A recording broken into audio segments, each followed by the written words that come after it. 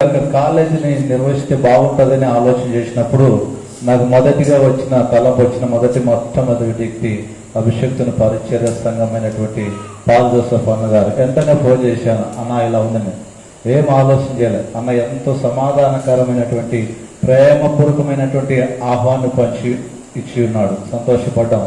ప్రభు కార్యము అన్న ద్వారానే ప్రారంభం అవుతుంది అని విశ్వసించాం.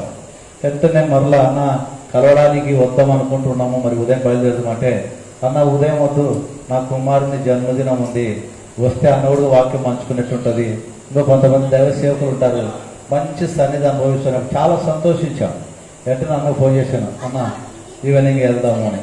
ఈ మధ్యలోకి రావడానికి దేవుడు కృప చూపించినందుకు దేవాతి దేవునికి కృతజ్ఞత తెలియజేస్తూ మరి ఒకసారి ఇక్కడ చేర్చబడటానికి మరి ముఖ్య కారకుడు అయినటువంటి హోలీ ఫెయిత్ జీవన్ కుమార్ జన్మదిన శుభ సందర్భంగా ప్రభు నడిపించాడు. కానీ కుమారుణ్ణి ఆధారం చేసుకొని ఈరోజు మనమందరినీ సజీవ వాక్యంలోనికి ప్రభు నడిపించబోతున్నాడు, తాకబోతున్నాడు. ఆమేన్. ఎల్లప్పుడూ ఆనందించుడి. ఎక్కడ ఆనందించాలా? ప్రభులో ఆనందించాలి. అది యొక్క బర్త్డే కావచ్చు, గృహ కూడిక కావచ్చు, లేదా ఇంకా ప్రారంభం కావచ్చు, ఇంకొక కోడిక కావచ్చు. ఏ కోడికైనా ప్రభువునిలో ఆనందించాలా, ప్రభువుని ఆరాధించాలా అన్న చక్కని మాట మొదటి నుంచి చెబుతున్నాడు. కుమారుని జన్మదినమే కానీ ఎక్కడ కుమారుని యొక్క ప్రస్తావన తీసుకురాలే. ఇది ఆరాధన సమయముని అన్న నాకు మొదట్లో పరిచయమైనప్పటి నుంచి అన్న నుంచి వచ్చే ప్రేమపూర్వకమైన మాట అంటే ప్రభును స్తుతించాలి, ఆరాధించాలి, అది అన్న ఉద్దేశం. అది ఎక్కువ నేను చెప్పదు, మీకు బాగా తెలుసు. అన్నతో రెండోసారి మీ మందిరంలో ఉండడం ఎంతో సంతోషం ఉంది. ఒకసారి అందరం కళ్ళు మూసుకొని ఎవరు కూడా మౌనంగా ఉండొద్దు. దేవుడు మనకు సమయం ఇచ్చినప్పుడు మనం ఎప్పుడు స్తుతించాలి. ఎప్పుడు కూడా మన అసహనాన్ని పొందకూడదు. అరే ఇంటి దగ్గర విషయాలు ఏవి ఆలోచనకు రాకూడదు. ఇదిగో దైవ సేవకుల మధ్యలో నేను ఉన్నాను. ఈరోజు ప్రభు నన్ను ప్రత్యేకంగా ఇక్కడ ఉంచాడు. నేను ఆరాధించడానికే పరిశుద్ధాత్మ దేవుడు నన్ను మందిరానికి తీసుకొని వచ్చాడు. ఇదిగో నేను ప్రత్యేకించబడిన దానను, ఇదిగో నేను ప్రత్యేకించబడిన వాడను అని నువ్వు అనుకుంటే రెండు చేతులెత్తి దేవుని స్తోత్రాలు చెబుదామా? స్తోత్రం స్తోత్రం స్తోత్రం స్తోత్రం. ఏ విషయంలోనూ ప్రభుకు కృతజ్ఞతలు చెప్పాలి.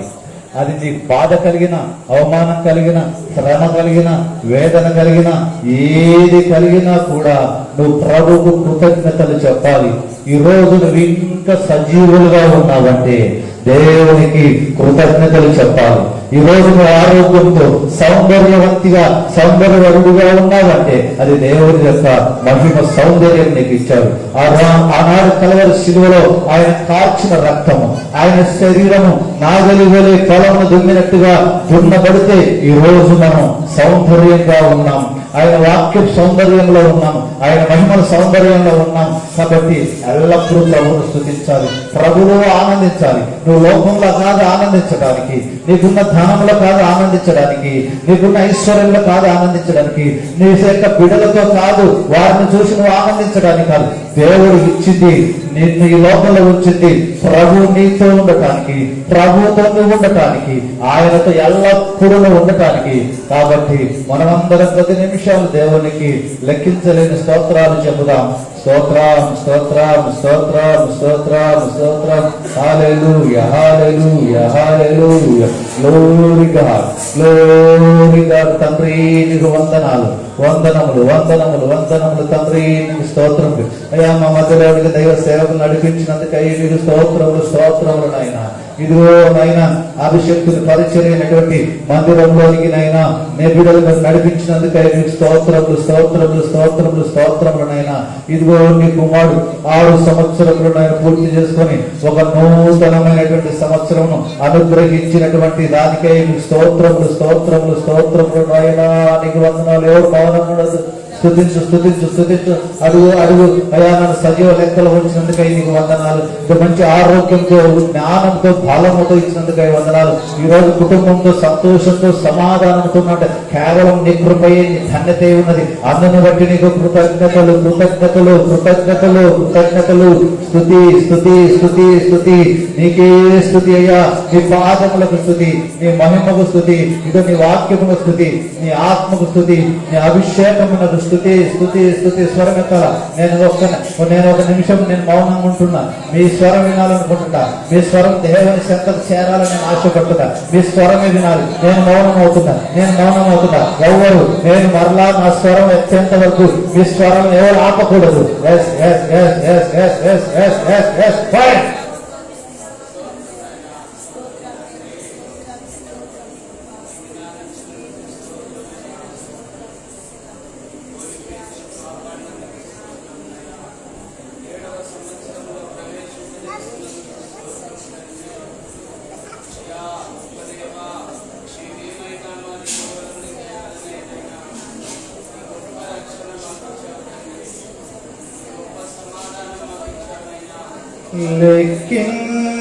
లెక్కించలేని స్తోత్రములు దేవా ఎల్లప్పుడు నే పాడెదన్.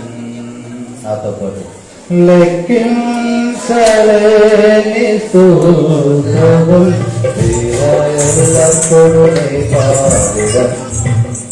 దేవా ఎల్లప్పుడు నే పాడెదన్. ఇంతవరకు నా బ్రతుకులో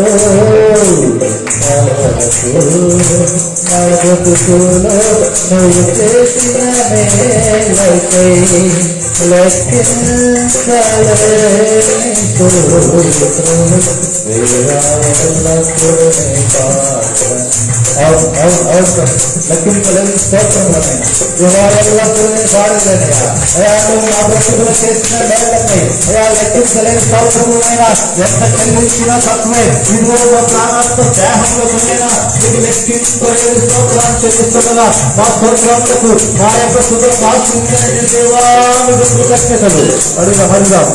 లెక్కించలేని స్తోత్రములు దేవా ఎల్లప్పుడు నే పాడెదన్. దేవా ఎల్లప్పుడు నే పాడెదన్. ఆకాశమహాకాశములు వాటి అందాల సర్వమును. ఆకాశమహాకాశములు వాటి అందాల సర్వమును. భూమిలో కనపడునవన్నీ, ఈ భూమిలో కనపడునవన్నీ ప్రభువా నిన్నే కీర్తిస్తును. లెక్కించలేని స్తోత్రములు దేవా ఎల్లప్పుడు నే పాడెదన్. దేవా ఎల్లప్పుడు నే పాడెదన్. అడవిలో నివసించునవన్నీ సుడిగాలిమంచును. అడవిలో నివసించునవన్నీ సుడిగాలిమంచును. భూమిపైన ఉన్నవన్నీ, ఈ భూమిపైన ఉన్నవన్నీ దేవా నిన్నే పొగడను. లెక్కించలేని స్తోత్రములు దేవా ఎల్లప్పుడు నే పాడెదన్. దేవా ఎల్లప్పుడు నే పాడెదన్. అడవులో నివసించినవన్నీ సూర్యాలయమంచును. భూమిపైన నివసించినవన్నీ స్తుతిస్తున్నాయి. ఆకాశ మహాకాశములైన వాటి అందులో సర్వమును స్తుతిస్తున్నాయి. ఇప్పుడు మానవుడు మాత్రమే స్తుతించలేకపోతున్నాడు. నరుడు మాత్రమే స్తుతించలేకపోతున్నాడు. ఇదిగో బలహీనుడు అయిపోతున్నాడు. నేను నిన్ను స్తుతించాలనుకుంటున్నాను. ఇదిగో మానవుడికి ఆలోచనలో అపవాదులను తీసుకువెళ్తూ ఎదురు స్తుతించలేకపోతున్నాడు. ప్రతి ప్రాణాత్మ త్యాగము సాధనపడి నేను బలమైన స్థుతిస్తున్నా. నీ తండ్రిని దయచేయమయ్యా. నీలో నివసించుతాను ఈ భూమిలో జీవరాశులు. నీలోనే వసించు ప్రాణములు నీ గుడిలోనే జీవరసులు ఆకాశమున ఎగురునవన్నీ ఆకాశమున ఎగురునవన్నీ ప్రభువా నిన్నే కీర్తింతును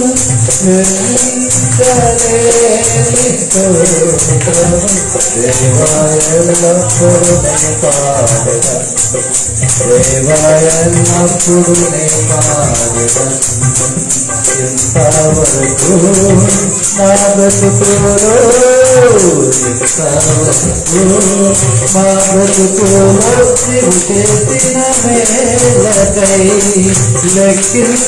లెక్కించలేని